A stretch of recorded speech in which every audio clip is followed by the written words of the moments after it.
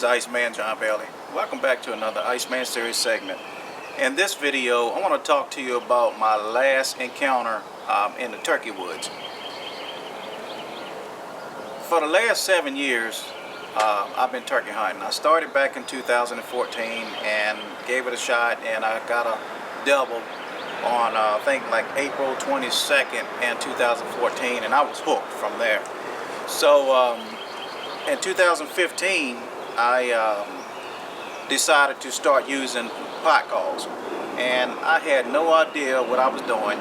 I was trying to learn how to yelp. That's the most basic sound in the turkey woods. I started to pick my friend's brains. My great friend Chris Dale, I picked his brain. He's a great turkey hunter, and good friend Earl Lockhart, he's a good turkey hunter. My cousin Jonathan Thompson, he's a good turkey hunter. I picked their brains about what to do, what to expect, because I've never really encountered turkeys other than deer. I mean, some guys may know me as a trophy hunter. I'm a bow hunter for whitetail bucks, but turkey hunting was a little bit different. It was similar but different, and I had to understand the difference between their senses. Deer can smell you. They can see a little bit. They don't have the greatest eyes. You can fool a deer sometime, but you can't fool their nose. But on a turkey, one cool thing about a turkey is them rascals can see you, seem like from a mile away. They can't smell you, and they can hear. They can't hear as good as a deer, but they definitely can hone in on a movement. But one cool thing about it is if you're camoed in and you don't move, you just look like a blob. That's how they picture everything that I was told, that everything is just like a blob, and that's one thing I had to learn. But the biggest issue I have at times, I feel like I want to scratch when I'm in the woods, and I move a little bit more than I should, and that's why I started using a ground blind, a pop-up, should I say. And I got in a pop-up, but I just felt like, I don't know, I just felt handicapped in a pop-up. So I started to do a little running and gunning, and in some cases running and gunning is necessary, especially if you got a lot of turkeys that's gobbling. And if you decide you want to get close to that turkey, running, just kind of move up and just hit that call. Just hit that call, move up 50 feet, hit that call, move up 50 feet. If that's what you have to do, is run and gun. But me personally, my favorite way of hunting is just patient hunting. Just find a spot, set up, and just do this every now and then. Just little cutting, little yelping. I don't try to get real fancy, because turkeys don't do a lot of fancy calling in the woods, no way. And it's cool to be able to do all that stuff, but I mean, just basic.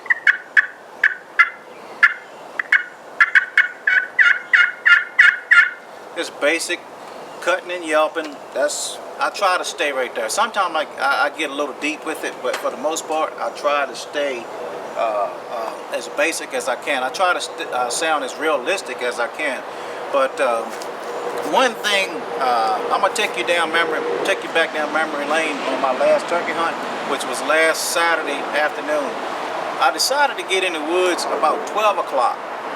Reason being is, if you go in the woods in the morning and you don't hear any turkeys gobbling, what are you gonna do? Some guys may run and gun. They'll stop. They'll get on the top. Hilltops, should I say, mountains.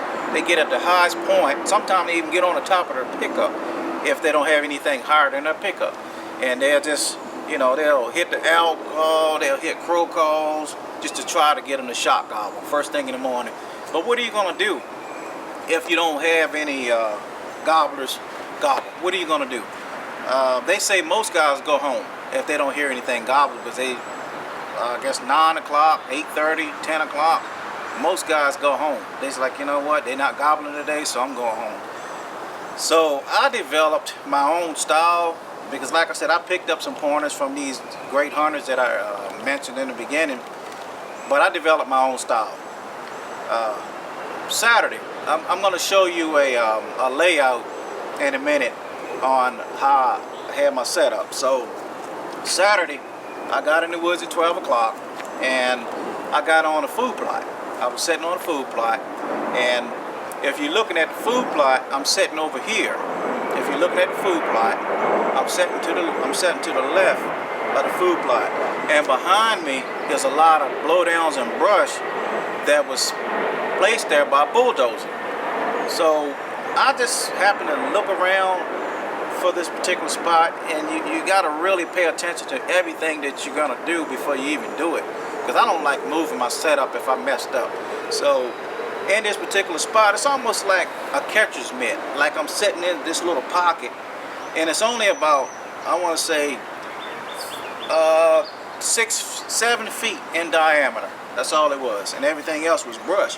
But behind me was brush, beside me on both sides was brush, and that was really perfect for me, because if a turkey would come in from behind me, they can't get through that brush. They would peek through there a little bit, but I would, if I could hear them walking, I just won't move. But they cannot walk. They can't walk through it. So that was picture perfect for me, because from 12 o'clock, once I got set up, from 12 o'clock on, like I say, every 30 minutes, I mean, I would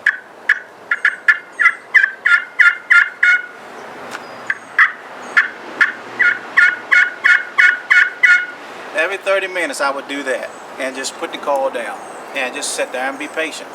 But to be patient, you have to have everything that you need to be comfortable. So I had a low profile turkey chair, the ones that sit to the ground, and I got it at Academy Sports, and it has the back to it, and it sits right on the ground, and you just lean back in it and you're comfortable. And I also use my turkey seat, my vest. I used the seat for my vest, sat it down to get extra comfort, and I used the field pod dead shot. I used that for my gun. I just had the gun sitting up on there, and it was just sitting straight. I don't have to pick it up or have it on my knee every now and then looking through it. It's just sitting up on that field pod dead shot, or dead shot field pod. I might be saying it backwards, but and then in front of that, out in front of the gun, I had that burlap. Let me get it for you.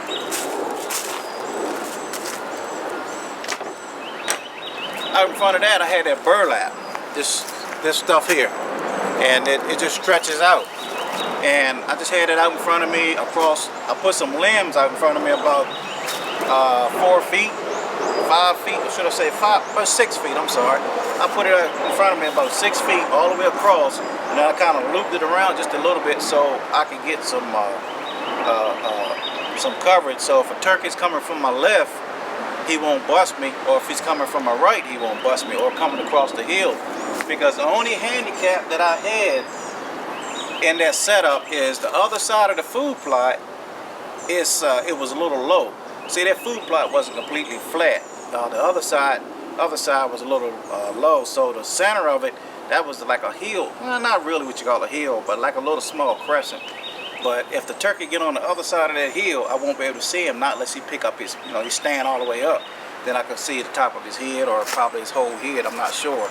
But that's the only handicap I had for that particular situation. And in other situations, it could have helped me, because if that turkey got on the other side of that hill, I could have repositioned myself where he wouldn't even see me. It was a great setup. And like I said, every 30 minutes, man, every 30 minutes, I mean, I'm just basic cutting, and I would get a little bit. I would get a little into it, just to say, hey, I'm excited, and try to get him excited. But I did not hear any gobbles. I sat there from 12 o'clock to 6:18 p.m. and I was comfortable.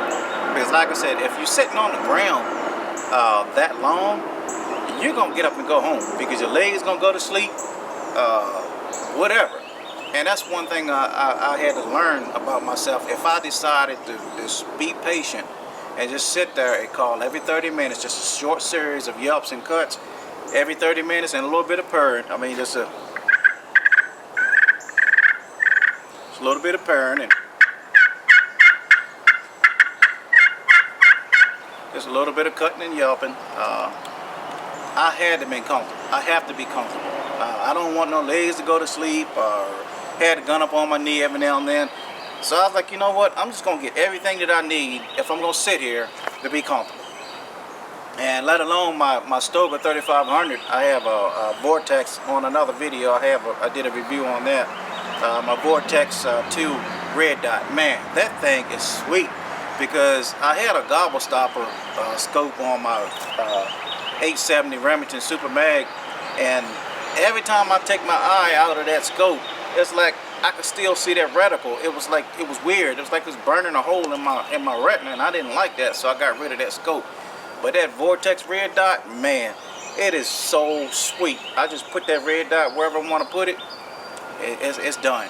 And that I think that the turkey he was like 52 yards, and I thought he was going to be a little bit closer, but no, 42 yards. I'm sorry. I thought he was going to be a little bit closer, but I got excited and I wanted to go ahead and get it over with. But getting back to my hunt, so I'm sitting there from 12 to 6:18. He never gobbled. This turkey never gobbled. So right at 6:18, I'm sitting there, and let alone, and right at 6:18, I'm sitting in the chair and just looking straight ahead because I was packing everything up, and I was gonna be leaving at 6:30. I wasn't sure if anything was gonna come through. I had a hen come through earlier, but you know you can't shoot no hen. But right at 6:18, there he was. Here he comes. And I was like, oh man, I'm looking at the turkey, and the wheat started getting about that high, and I only had one hen out.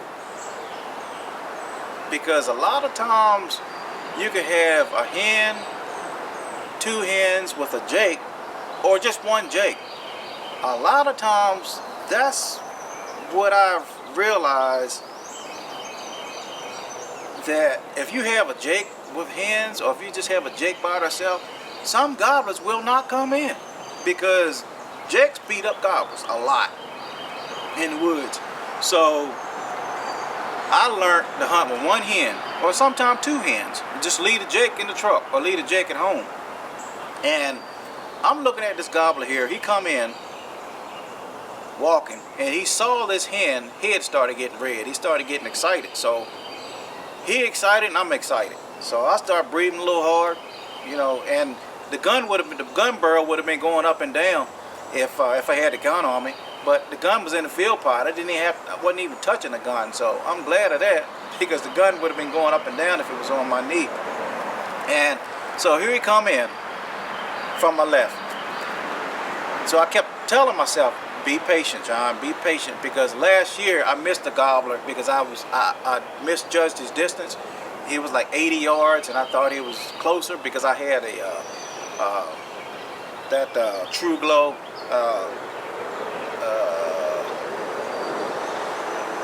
Rut and Strut. True Glow Rut and Strut scope is a 4-power magnification. And I'm looking through the scope and I'm thinking, oh yeah, he's close enough. I shot, missed him. So anyway, he's coming from my left, and I'm talking to myself. I don't know about y'all, but I talk to myself, because if I don't talk to myself, sometimes I'll mess up. I calm myself down. I tell myself to be patient, because sometimes I want the turkey or the deer so bad, especially if I hadn't seen none all year. I want them so bad, I'll make a bad shot, or I'll miss them, or I'll move too quick, or whatever. So I talk myself into doing the right thing at the right time. So he's coming from my left, and he put his head up, and I stop. And I keep telling myself, okay, John, when he put his head down and start eating in the food plot, then you inch over to your gun. Although the gun was right there in front of me, but I still had to move up and get in position. So he kept He put his head down. I moved over. He picked his head up. I stopped. I'm halfway to the gun, but the gun's only a foot and a half away from me, and probably not even that. So he put his head down again. I finally get in position. He picked his head up. I thought he seen me then, but I just froze. And I even squinted my eyes, because they say they can see your eyes. I'm not sure, but I squinted my eyes just to see, especially my left eye. I squinted that because I wanted to still see where he was. I don't close that left eye. I squinted because if I'm down on the scope, which is I have a high rail on my scope, and I'm just like this. I'm not down on the gun real low. I'm just like this. So real, I'm just looking through that scope and got my cheek on the butt of the stock, and I squint my left eye so I can see what he's doing. I don't want to close that eye because I might move a hand or whatever, and then it's over. That rascal, man, I did not know that turkeys can see like that. They get on your nerves because you can't move. So it was a learning experience from an adjustment of a turkey and a deer. To me, it just was learning, because I never really hunted on the ground. I've always hunted out of climbers when I bow hunt for whitetail, and hunting on the ground was totally different from me. And I prefer to hunt on the ground than in a pop-up. I really do. I don't like pop-ups. So not unless it's raining and I'll get in there, but for the most part, I like hunting on the ground. Getting back to my hunt.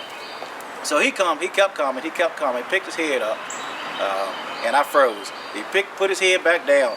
I got on the gun real quick without making any noise, and I'm right there at the gun. And so he went behind the decoy. Oh man, he was excited though. I knew what he was gonna do. He was gonna come in and come around from the front, because I had the decoy facing me. I wanted him to do that, because a lot of times they say what they'll do is they'll always go into the decoy facing the decoy. That's just what I was told, and I've seen that happen too. But he was still behind the decoy, picked his head up, and I was like, you know what? I'm just gonna send one down. So he picked his head up, and he went behind the decoy and put his head down. When he picked it up again, I already had the red dot on him. Put the red dot on him, hit the trigger. He went down. He did a couple flops. He was done. So to explain to you what happened to me, what happened on that hunt, should I say, I didn't hear any gobbles, and I'm used to that. And a lot of times I will hunt towards the end of the day, because that's when turkey's going back to the roost. And if you know where turkeys is gonna go before they go to the roost, a lot of times they'll visit a food plot. Mainly if they're gonna go in that food plot, gobble, strut, whatever, they're gonna visit that plot to see if there's any hens in that plot, and then they're gonna go up to the roost. And that's my favorite way of turkey hunting, is hunting in the afternoon and the evening, because I've only been hunting for 7 years. I've harvested 17 times, and I started hunting in 2014 because I had to think outside the box. Like I said, other guys running gun, and sometimes you have to. But if a turkey's not gobbling, you have to learn patience. And like I said, every 30 minutes, I just do a series.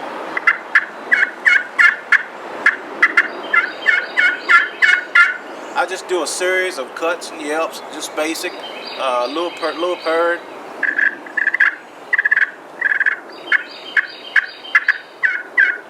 Little purr and yelps or whatever. But I'm not no champion turkey caller. But if I could just sound like a hen, I'm okay. But I did that from 12 o'clock till 6:18. No, I did that from 12 o'clock to probably 5:30, 5:45. Then I put everything up because I was gonna be leaving at 6:30. And you never know which turkey is in the area if he's not gonna gobble. You never know which turkey is in the area to hear you call. Don't call too loud though. I mean, I was just trying to use a sound, a basic tone, not a real loud tone, because turkeys don't gobble. I'm sorry, hens don't yelp real loud most of the times. It's just a settled yelp. I had to learn that, because when I first started calling, I was calling too loud. But in some cases, you have to call kind of loud to see if you can locate one. And then after that, you just tone down. And that's what I, for the most part, I just call just a basic yelp, a basic tone yelp. And sometimes you do have to get even lower than that. You have to get even lower than that. And it was just textbook because I had the right turkey chair, should I say? I had the right turkey chair. I had a dead shot field pod. I had that in place, and I had a burlap camo. I had a burlap camo stretched all the way across me, and I had it just below the gun barrel, because when the gun went off, you heard the top of the burlap just went that way a little bit. I didn't even touch it. It just went that way a little bit. I had it just underneath the barrel. So I could get away with a little bit of movement if I decided to pick up my call and just do a little curve. Because that gobbler was on alert. He was really on alert. And look at, let me show you this, the field. Let me show you the food plot on how I had it set up. Check it out.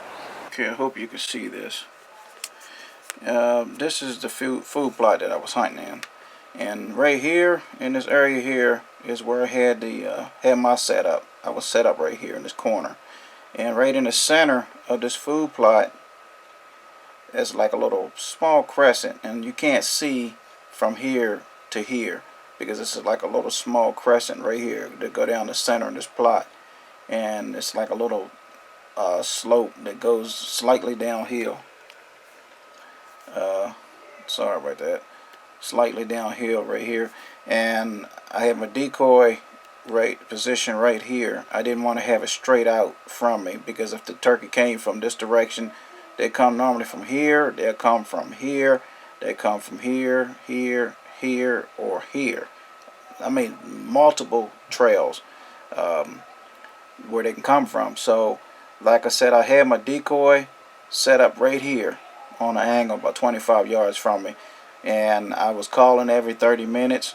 And like I said, I was sitting here tucked back in this these blowdowns, and behind me, Lord, behind me, as you can see, is brush behind me. So I was like tucked back into this brush off the field, about 10 feet off the field, where I'm tucked pretty good.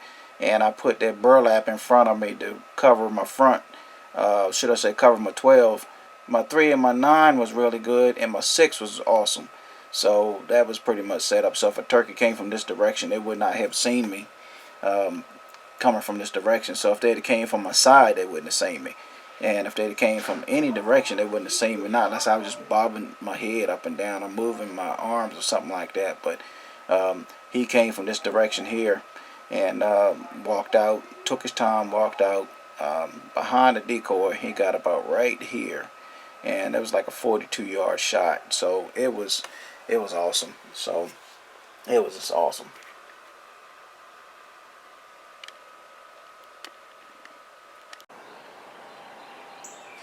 Now over here is where I had my turkey chair. And then over here, like I said, I had the decoy. Decoy was about, I think the decoy was 25 yards away from me, and right out in front of me. Sometimes you want to put it on an angle, because you don't want the turkey to, you don't want the turkey to come in straight. If he's coming in from the back, you don't want him to come straight into the decoy, and you're in line with the decoy. And sometimes you want the decoy staggered to the left or to the right. But like I said, an eastern gobbler, to me, is one of the hardest ones to hunt, because a lot of times they don't even gobble. They're stubborn. They don't gobble. They're smart, and they'll flank you. That's the reason why I had the brush behind me. I don't like sitting, and sometimes you have to, but I don't like sitting in some hardwoods where you got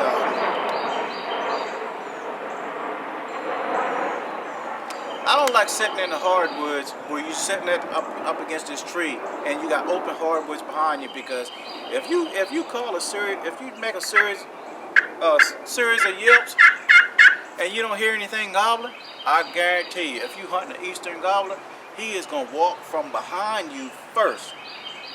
Especially if you don't have a decoy out. My personal opinion, like I said, I ain't no expert turkey hunter, but I have harvested 17 turkeys in 7 years, so that's not too bad. And I've missed like 3 that I can count. I don't remember missing any more other than 3. But if you gonna call and you don't hear no turkey gobbling, 90% of the time, if it's a walkable spot behind you, they're gonna come in from behind you first, especially if you don't have a decoy out in front of you. So I always recommend at least a hen. Some guys don't hunt with no decoys, and that's, hey, you might harvest a lot of turkeys that way, I don't know. But my personal opinion is I put out one hen is because I want to get his attention off of me and on that hen, because they know exactly where you're calling from. I don't know how they do that, but they can come from a mile away and pinpoint where you're calling from.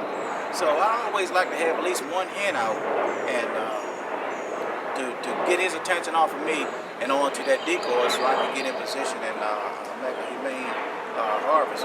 But that was just textbook.